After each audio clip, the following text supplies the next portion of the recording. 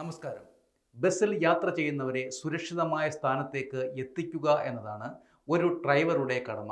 ഇപ്പോഴിതാ bus ഓടിക്കുന്നതിനിടെ mobile ഫോണിൽ സംസാരിച്ച സംഭവത്തിൽ KSRTC ഡ്രൈവറുടെ ലൈസൻസ് 3 മാസത്തേക്ക് സസ്പെൻഡ് ചെയ്തിരിക്കുകയാണ്.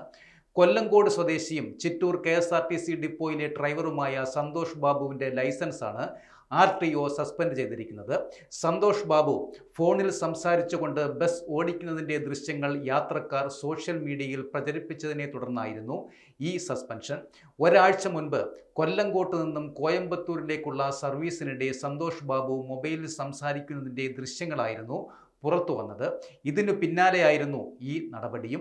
Chittur motor vehicle inspector Binu George ഡ്രൈവറിനോട് ഒരാഴ്ചയ്ക്കുള്ളിൽ സ്റ്റേഷനിലേക്ക് ഹാജരാകുവാൻ ആവശ്യപ്പെടുകയായിരുന്നു. ഇതിനെ തുടർന്ന് കഴിഞ്ഞ ദിവസമായിരുന്നു സന്തോഷ് ബാബു ചിറ്റൂർ RTO ഓഫീസിൽ ഹാജരായത്. എടപ്പാളിലെ institute of driver training and റിസർച്ചിലേക്ക് ഒരാഴ്ച നീണ്ടു നിൽക്കുന്ന പരിശീലനത്തിനായി സന്തോഷ് ബാബുവിനെ അയക്കും.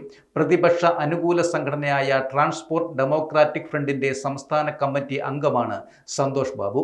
ഏതായാലും ഇതൊരു നല്ല നടപടിയാണ്.